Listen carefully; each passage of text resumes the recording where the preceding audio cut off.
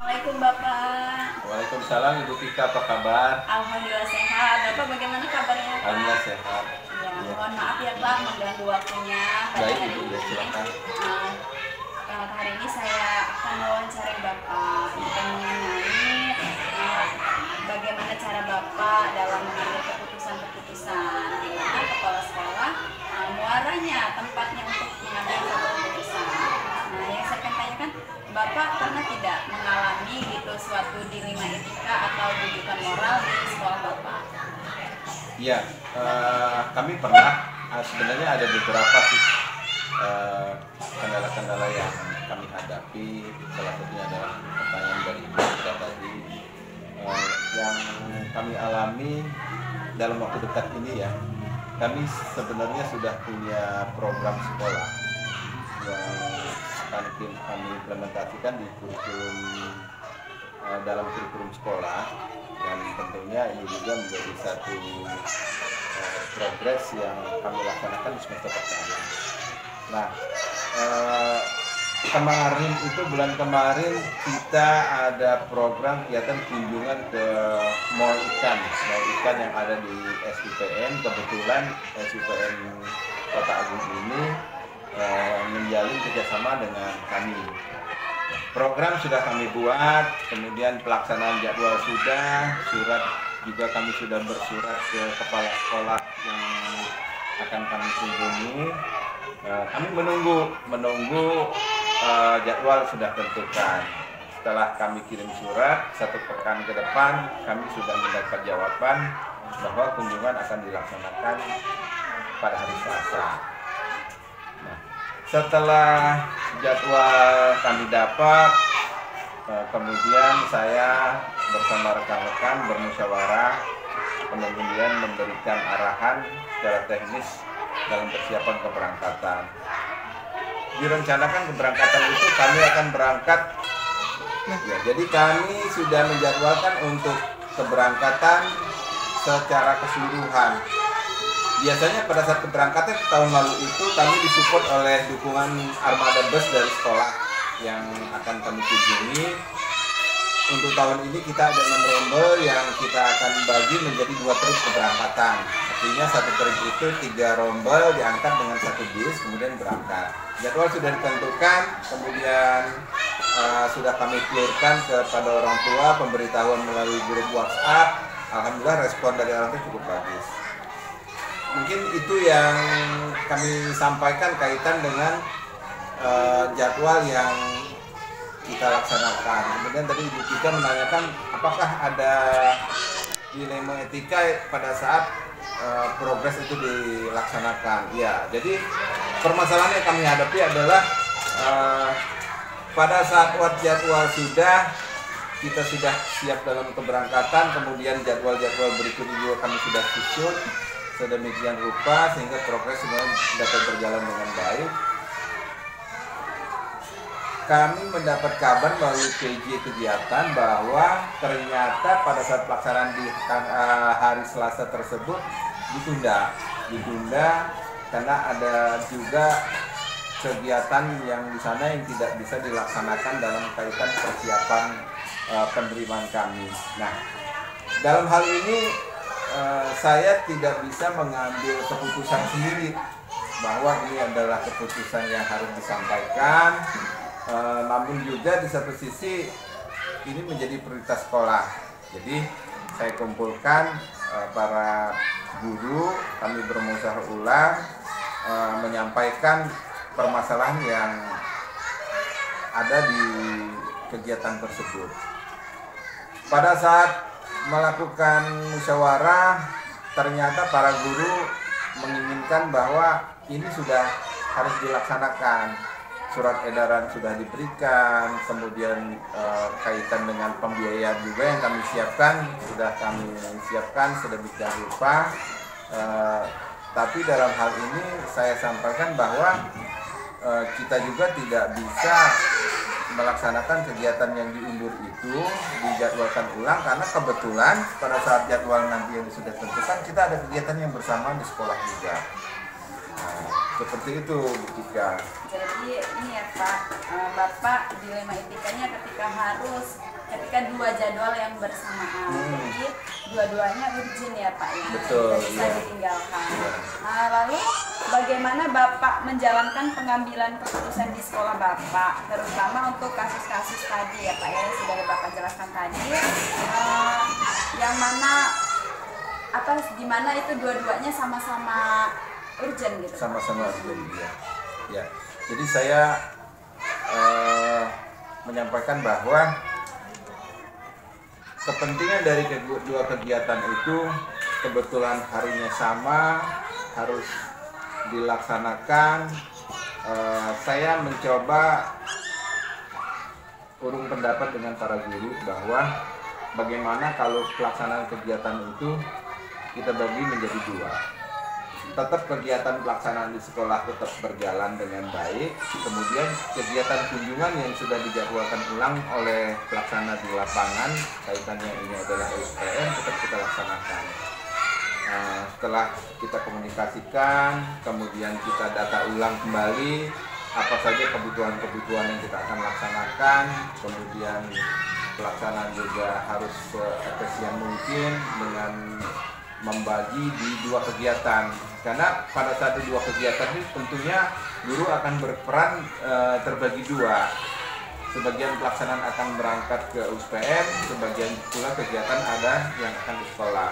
Nah, sebelum jadwal kami putuskan, kami membuat program ulang kaitan dengan schedule, kemudian estimasi pembiayaan, waktu, tempat dan sebagainya agar pelaksanaan pada saat akan dilaksanakan. Langkah atau prosedur seperti apa yang Bapak lakukan untuk menjalankan suatu keputusan?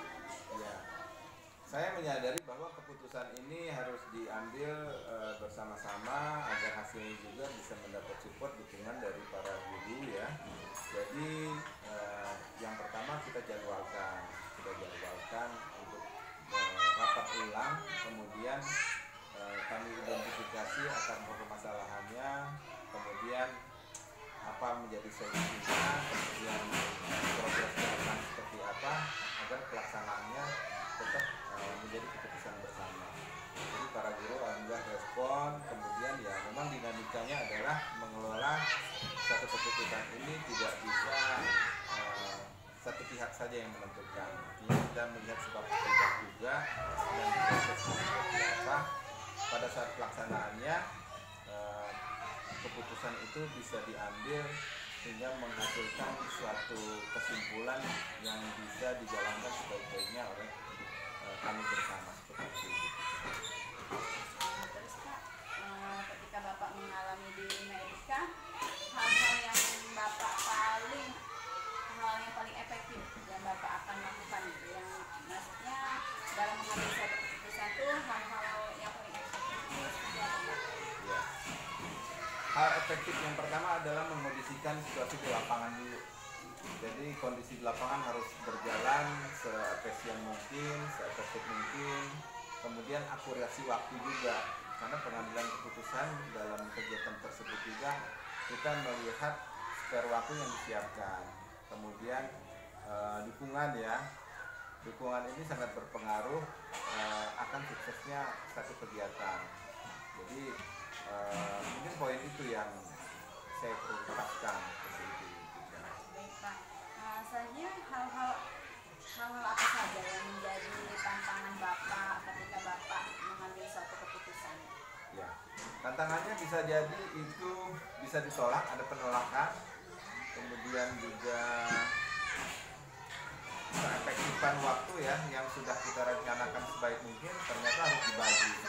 Nah ini yang menjadikan satu permasalahan juga yang terjadi di lapangan. Kemudian jumlah dari yang kita akan laksanakan ada kemungkinan berkurang. Jadi berkurangnya itu dari jumlah murid yang kita harus maksimalkan ternyata kita harus bagi menjadi dua. Nah ini yang menjadi tantangan buat kami. Namun ini juga menjadikan salah satu pengalaman ya, bahwa apapun permasalahan itu insya Allah ada solusi dan insya Allah ada penyelesaiannya apabila bisa kita laksanakan, kemudian kita bisa sampaikan secara matang kembali kepada orang tua dan para guru. Assalamualaikum Ibu Fang. Waalaikumsalam warahmatullahi wabarakatuh. Bagaimana kabarnya hari ini Bu? Alhamdulillah hari ini sehat dan bahagia luar biasa. Nah, Baik Bu Fang, tentunya di sekolah tuh kita punya permasalahan-permasalahan yang Pak, terutama dalam dalam etika moral ya Bu Fang. Pernah nggak Bu Fang mengalami bujukan moral atau dilema etika ya Bu Fang dalam permasalahan di sekolah Bu Fang? Baiklah, tentunya kalau untuk permasalahan dilema etika itu pasti ya, namanya kita mengadakan suatu lembaga pendidikan yang selalu bersentuhan tidak hanya dengan murid, dengan guru, bahkan dengan orang tua. Jadi pernah dalam satu kejadian yang mana, dan ini baru saja terjadi pada saat pemilihan drum band. Jadi ada salah satu guru yang bilang dengan saya bahwa Bu, ini permintaannya orang tuanya, ini anaknya nangis-nangis mau ikut drum band, dan juga orang tuanya itu pokoknya anaknya harus ikut drum band. Nah, sedangkan saya bilang dulu sama ibu gurunya, apakah kalian sudah untuk memilih anak-anak, standar apa yang kalian pilih dalam menentukan bahwa anak ini ikut drum band? Apakah standar kedekatan, apakah standar kemampuan, atau nggak enak sama orang tua, atau orang tuanya ngasih-ngasih kue atau makanan apa ke ibu gurunya. Nah, dari situ saya melakukan wawancara dan observasi terhadap anak tersebut gitu. Kita panggil anak itu, ternyata setelah diadakan seleksi, nah anak itu memang pengen gabung ikut gitu loh. Jadi apa yang kata orang tua anaknya nangis-nangis, guling-gulingan mau ikut itu, kenapa tidak sama dengan kenyataan yang terjadi, bahwa kita juga memiliki rekaman dan video bahwa kita mengadakan wawancara terhadap anak tersebut, yang mana orang tuanya mengharuskan anaknya untuk ikut gitu. Nah, sedangkan ibu guru ini juga, ini loh Bu, anaknya si A. Nah, saya itu tidak mau kalau anak itu mengikuti selalu suatu kegiatan berdasarkan si A, si B, si C. Saya mau berdasarkan minat anak, kemudian kemampuan anak, karena kan anak-anak memiliki minat yang berbeda dan kemampuan yang berbeda. Mungkin pada saat anak itu main drum band dia merasa sulit, sehingga dia nggak mau ikut drum band itu gitu. Beda dengan anak yang mengikuti drum band berdasarkan dia memang hobi, suka, dan itu minat dia gitu. Ada tugasnya ya Bu. Saya tugas untuk mewawancarai kepala TK. Jadi di sini mewawancarai Bu Fatania sebagai kepala TK Dharma Wanita. Nah, Bu Fang, selama proses pembelajaran di TK Dharma Wanita ya, tentunya di satuan Bu Fang pastinya mengalami kendala-kendala yang supaya terutama di moral etika ya Bu Fang. Di sini saya akan bertanya, selama ini bagaimana Anda dapat mengidentifikasi kasus-kasus yang merupakan dilema etika atau rujukan moral di sekolahnya Bu Fang? Terima kasih ya sebelumnya Bu Vika, saya juga mengucapkan selamat. Ya, kami bangga atas terpilihnya Bu Vika menjadi salah satu guru penggerak di angkatan ke-3, dan semoga angkatan 11, semoga nanti Bu Vika bisa mengemban amanah ini dan menyebarkan hal-hal baik, materi-materi baik yang Bu Vika serap di kegiatan sekolah penggerak dan guru penggerak.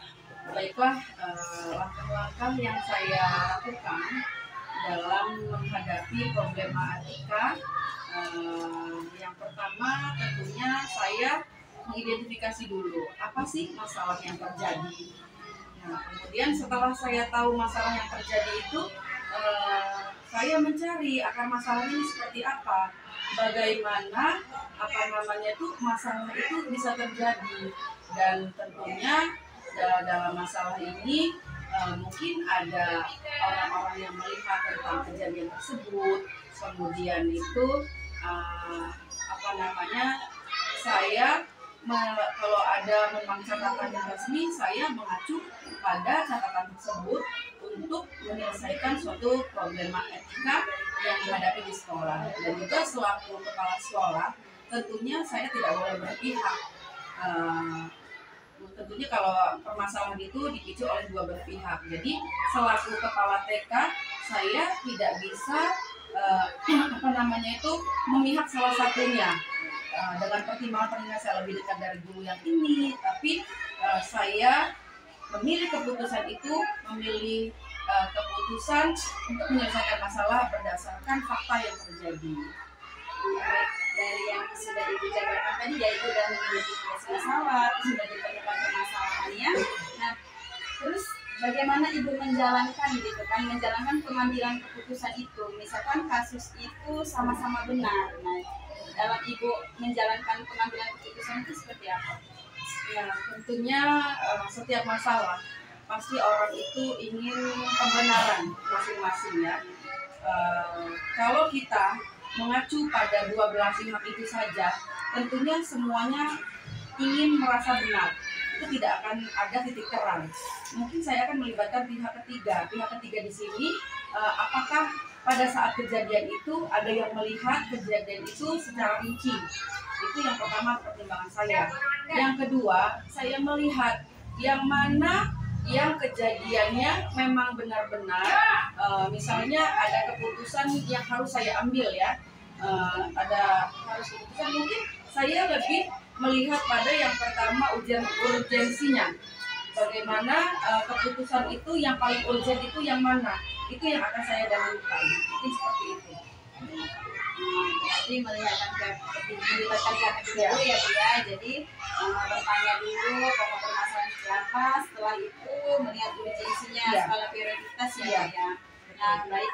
Langkah-langkah atau prosedur seperti apa yang bisa Ibu lakukan dari setelah Ibu tadi sudah mengidentifikasi masalah, melibatkan pihak ketiga, terus melihat prioritas dari permasalahan, terus langkah-langkah atau prosedur apa yang biasa Ibu lakukan seperti itu? Ya, hal yang saya lakukan tentunya saya akan mengadakan pendekatan persuasif yang mana saya tidak menampilkan dua belah pihak dulu, tapi saya menggali informasi dari masing-masing seumpama itu guru. Jadi saya sebelum saya mempertemukan dua belah pihak, saya harus menggali dulu apa sih yang sebenarnya terjadi. Kemudian saya gabungkan juga dengan fakta yang terjadi, kemudian saya hubungkan juga dengan mungkin ada salah satu saksi, itu yang akan menjadi acuan saya dalam memutuskan menyelesaikan suatu permasalahan di sekolah kita. Tentunya memang saya kepala sekolah, tapi kepala sekolah itu bukan berarti yang paling benar atau yang semua harus sesuai dengan keinginan saya, karena di sekolah itu tidak hanya kepala sekolah, tapi saya juga memiliki warga sekolah. Nah, itu yang menjadi acuan saya untuk mengambil suatu keputusan. Nah, baik Ibu, tadi sudah Ibu jelaskan ya langkah-langkah atau prosedur yang biasa Ibu lakukan selama ini ya, yaitu menggali informasi. Nah, berarti Ibu memanggil secara personal ya Bu ya. Nah, baik Bu, selama ini hal-hal apa saja yang dalam Ibu mengambil keputusan itu pada kasus dilema etika ini yang Ibu anggap paling efektif? Ya, hal yang paling saya anggap efektif itu ya tentunya saya dalam menggali informasi. Terus saya selaku kepala sekolah itu saya tidak mau mengambil keputusan berdasarkan faktor kedekatan. Itu yang sebenarnya mungkin bisa diterapkan oleh seluruh kepala TK ya. Jangan karena saya dekat oleh satu pihak, saya mengedepankan nilai-nilai kebenaran. Jadi di sini bagaimana kita itu melakukan suatu penyelesaian berdasarkan fakta, kejadian yang nyata, kemudian tanpa embel-embel kedekatan dan sebagainya. Nah, baik Bu. Selanjutnya tentunya kan dalam Ibu mengambil suatu keputusan tentunya ada tantangan ya Bu ya. Nah, apa saja Bu selama ini tantangan Ibu dalam mengambil keputusan keputusan pada kasus-kasus dilema etika? Tantangannya ya tentunya saya sangat takut sekali jika keputusan yang akan saya nanti ambil itu tidak sesuai. Jadi saya takut dengan hanya menurut saya. Jadi saya mengambil keputusan itu hanya saya takut kalau itu hanya menurut saya, bukan berdasarkan fakta. Dan juga untuk memutuskan bahwa ini yang benar, ini yang salah, itu saya sangat takut gitu. Mengambil keputusan itu saya takut adanya, saya takut salah memilih bahwa yang ini yang benar gitu kan. Berarti dengan hal ini saya itu harus benar-benar memperoleh fakta-fakta yang sesungguhnya gitu. Jadi apa ya, agar saya dalam memberikan keputusan itu tidak nanti memberikan keputusan yang memberatkan atau memojokkan satu pihak. Baik Bu Pak, nah dari yang telah Ibu sampaikan tadi ya, ada tantangan dalam mengambil keputusan ya Bu Pak ya dalam kasus-kasus dilema etika. Apakah Bu Ulfa memiliki jadwal tertentu dalam sebuah penyelesaian kasus dilema etika gitu kan? Apakah Bu Ulfa langsung menyelesaikan di tempat atau Bu Ulfa memilih jadwal gitu kan? Atau bentuk prosedur seperti apa yang Bu Ulfa jalani? Dalam menjadwalkan atau memutuskan satu kasus, saya memiliki dua tahapan. Yang pertama saya lihat dulu seberapa urgennya kasus tersebut. Yang kedua saya kadang saya menjadwalkan supaya apa? Kalau kita panggil pada saat suasana hati yang sedang tidak enak, tentunya nanti bukannya masalah itu bisa terselesaikan, yang ada nanti menambah lagi apa namanya bersama itu mungkin akan ada bahasa-bahasa yang tidak diinginkan. Jadi saya sih lebih dari melihat dulu kasus urgennya kasus itu. Yang kedua saya lebih untuk menjadwalkan. Kenapa? Untuk menjadwalkan supaya masing-masing belah pihak itu lebih tenang dulu. Tidak untuk berlarut-larut, mungkin menjadwalkannya atau saya kasih jeda, mungkin kasus itu seperti jam 9, saya beri waktu dulu sampai dengan jam 12, saya akan berkomunikasi, tidak langsung saat itu juga, dan ya pokoknya tergantung dari urgensinya masalah itu sih.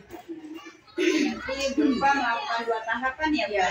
Bisa secara langsung kita lihat seberapa urgensinya kasus atau terjadwal ya. Nah baik Bu Pak, sekarang sudah di puncak akhir acara ya. Nah dari talkshow. Nah dari semua hal yang telah Bu Pak sampaikan, gitu kan, pembelajaran apa yang dapat Ibu petik dari pengalaman Bu Pak mengambil keputusan dalam dilema etika? Ya, pembelajaran yang berharga itu yang saya dapatkan bagaimana saya mengambil keputusan itu saya melihat dari masalah, kalau dari masalah itu sehingga saya dapat memutuskan untuk mengambil keputusan itu tidak berdasarkan dari kedekatan, kemudian seberapa dia dekat dengan saya, tapi berdasarkan fakta yang terjadi. Itu sih dari semua kasus-kasus yang saya tangani, menurut saya selaku pimpinan yaitu kepala sekolah, saya itu harus siap dengan segala tantangan, hambatan, dan bagaimana saya itu memberikan pemecahan masalah yang tidak merugikan salah satu pihak. Itu sih pelajaran yang berharga. Luar biasa ya Bu Ulfa ya. Terima kasih banyak ya Bu Ulfa atas waktu dan kesempatannya sudah berbagi pengalaman kepada saya. Semoga saya juga dalam menangani kasus-kasus terutama di kasus dilema etika atau rujukan moral, saya dapat mengikuti langkah-langkah baik dari Bu Ulfa. Terima kasih ya Bu Ulfa. Dan juga saya terima kasih Bu Tika. Ini sangat-sangat luar biasa. Salah satu konten baik ya, bagaimana menggali potensi praktek-praktek apa yang telah saya lakukan, dan semoga apa-apa yang telah kita komunikasikan tadi, apabila Ibu Vika sendiri mendapati suatu problem, apa yang baik dari percakapan kita tadi bisa diambil, apa yang menurutnya kurang baik mungkin Bu Vika bisa menggali referensi lagi dari yang lain. Jadi pokoknya saya ucapkan terima kasih, sukses buat Bu Vika, semangat, dan seluruh keluarga besar TK Dharma Wanita mensupport, mendukung, dan bangga kepada Bu Vika atas terpilihnya menjadi kawan guru penggerak. Sukses, semangat. Terima kasih.